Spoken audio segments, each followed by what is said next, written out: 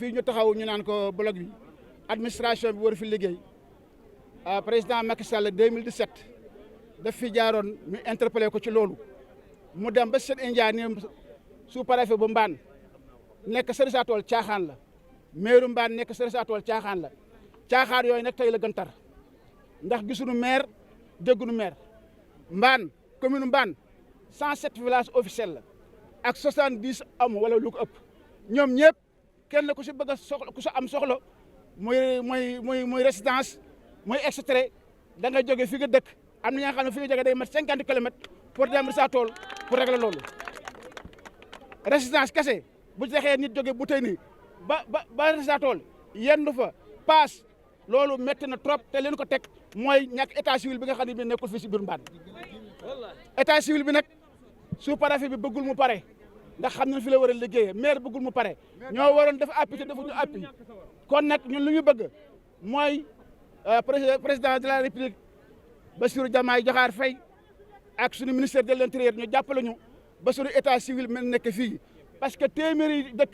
wala ñaar téeméeri dëkk ñu fal la si loo xamante ne lii da nga war toog si askan wi liggéey leen la yow am nga oto am nga salaire am nga mooy yëpp nga góor si mooy yooyu ni Richard Toll laay toog ñu ma fay fekk loolu xel mën ko nangu te loolu sonn nañu si arrondissement Mbane bi nga xamante ne moo nekk Richard Toll loolu itam këyit boo soxla da ngay jóge Boutonni wala nga jóge Saralam wala nga jóge Mbane wala nga jóge Njaxaay dem yendu fa loo lekk da nga ko jënd te léeg-léeg li nga war a soxla li nga war a régler sax du mën régler jour bi nga yenduwaat fa wala nga fanaanaat fa wala nga delluwaat sa dëkk dellu si loolu nu bëgg mu jeex comme sunu moomeel la nun ñu jox suñu àq ak suñu yelleef su préfet bi bu ñëwee bu ne dëkk fii di fi liggéey maire xëy fii di fi liggéey population Mbane ku xëy ñëw régler li nga régler dellu si kër loolu ñu bëgg waaw boole gi prévoir nañ fi brigade gendarmerie mais mënuñu fi dëkk parce que amaguñu logement moo tax mënuñu fi liggéey waaye nag teewul ñoom ñi ngi ñëw des fois di fi rond di def seen liggéey te kon nag ñu jox suñu alal ak suñu moomeel loolu Mbane donc si Sénégal bu mu daj moom ngaa gis benn commune boo xamante ne bi dañuy dégager toute la population ñu dem si beneen commune dafa faj seen soxla loolu mën na ko nangu tey mën na ko nangu ëllëg te bëgg ñu mu jeex ku wax développement da nga wax mbay te ñun ay waalo lañu am nañu ndox am nañu suuf te xam nañu lu ñoo bay mbay mi nag dafa bari problème yi si am ndax bu dee wàllu jéeri ji jiw bi ñoo jox baykat yi doyul gerte boo jëlee 50 kilos nga jox ko ñetti borom kër buñ ko tiree kenn ku si nekk du am 15 kilos loolu xamul taxawul kenn di bay gisuñu ñebe ji gisuñu gerte gi béréb bi nga xam ne sax dañ si daan gis seen bopp bu ñu bayee bu amee 15 jours 20 jours dana am ay gunóor yu ñëw di ko lekk te duñu gis waa DPV loolu tam bëgg nañu ko saafara ndax béréb bi bu ñoree xaal bu amee dana dimbali borom kër yi ndax gerte da seekalam dafa yàgg waaye lu Mbane lu mat juróomi at a ngi nii wala juróom benn at xaal mënatu fi ñor ndax yi kay yàq te duñ gis pour si xettali loolu bëgg nañu gouvernement bi jàppal na si loolu beneen bi du ñuy bay ceeb di bay soble di bay xeetu mbay yëpp waaye ci wàllu ceeb bi am na jafe-jafe ndax boo jóg commencé cago ba ngay dem Njaxaay ñëpp dañuy bay ceeb te ceeb bi amuñu matériel agricole yi nga xam ne moo war accompagner pour ñu liggéey ko ñu ko war a liggéeyee amuñu tracteur amuñu bateau bu ñoree da nga koy góob ak sa loxo di nga bàcc ak sa loxo loolu moo tax béykat yu bare roccee ko nañu si mbéy mi ndax xam ne bay loxo mënu ko liggéey loolu bëgg nañu gouvernement bi jàppale ñu si bu dee wàllu engrais bi noo ngee gërëm vraiment président de la république ci li nga xamante ni moom la jotee mu sumba ak ministre agriculture ndax nee nañu wàññi nañu engrais bi ba mu yomb lool te nee nañ dana bare mais non seulement dana agsi si béykat yi te loolu lu nu jafe woon la engrais bi daaw woon bare daaw nu ko gis te du agsi si béykat yi loolu ñu ngi leen sa gërëm di leen si ñaan ñu fexe bu mu agsi ñun bi si des mooy affaire soble bi mi ngi si tool yi heure bu ñoree lu bare day yàqu kon soxla nañu ay chambre froide yi nga xamante ni moom la ñoo conserver soble bi mu mën yàgg parce que soble baa ngi nii jaragul defagul dara te lu ëpp si soble bi yàqu loon kon loolu bëgg nañu jàppale si wàllu ndox mi ku nekk xam na ni commune Mbane am na problème ndox mi ñoo naan si tàkk gi sax sellul ndox mi dafa am ay produits yu see def la nga xam ne sellul ndox mi seer na te attanul sax dëkk yi nga xam ne moo la war a jox ndox Ñaasante Saaralaamu Mbéeleñ dëkk yooyu yëpp kenn amu si ndox rawatina tàkk gi nga xam ne sax fu ñu dëkk amuñu ndox loolu bëgg nañu gouvernement bi jàppale su baax a baax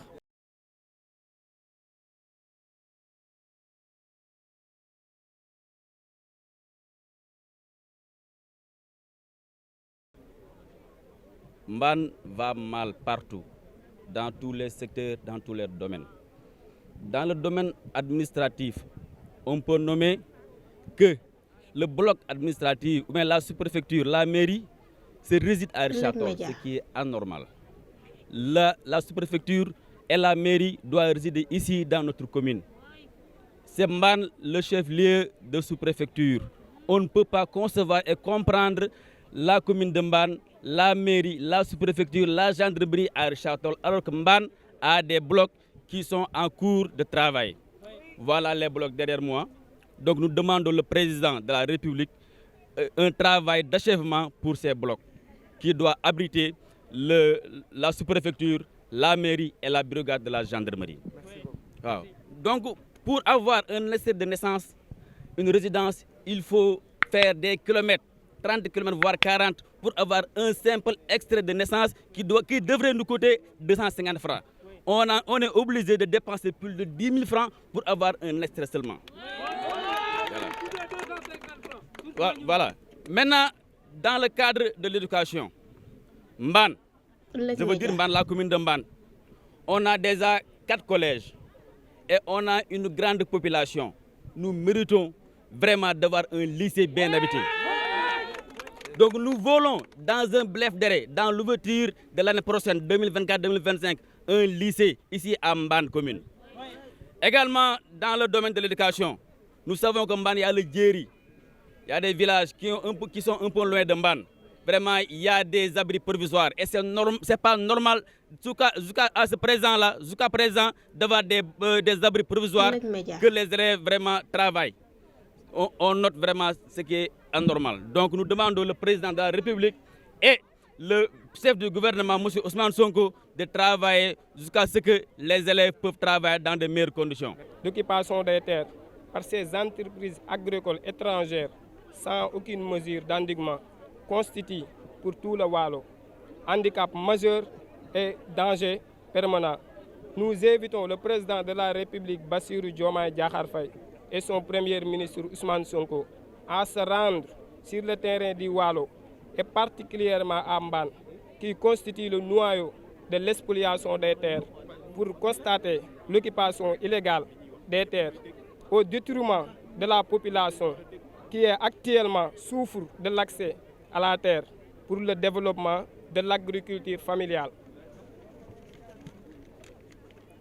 Le programme de l'agriculture lancé par le président de la République, Bassirou Diomaye Diakhar Faye, et son premier ministre Ousmane Sonko ne peut pas réussir sans politique de restitution des terres à la population. Nous n'accepterons aucune collaboration avec les entreprises étrangères. La terre appartient aux populations et nous n'accordons aucune collaboration agricole avec les entreprises.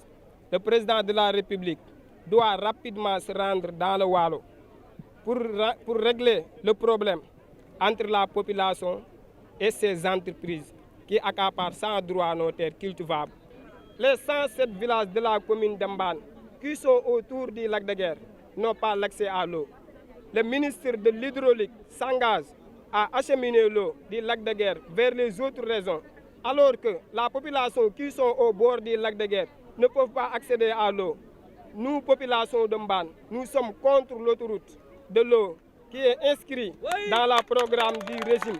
Ne va pas. Nous contournons pour arroser les autres villes et nous laisse dans le besoin. Nous lançons un appel au président de la République, Bassirou Diomaye Diakhar Faye, et son premier ministre Ousmane Sonko d'exiger la fermeture des points de drainage ouverts partout dans la commune et empêcher la population l'accès aux eaux.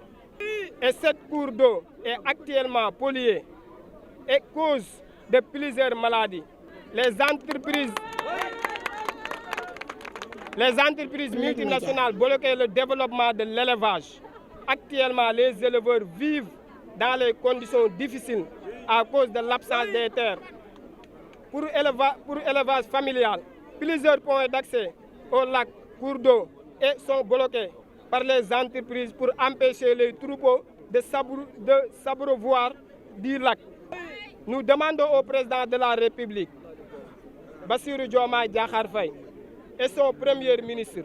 de prendre immédiatement des mesures idoines pour régler le problème avant qu'il soit trop tard.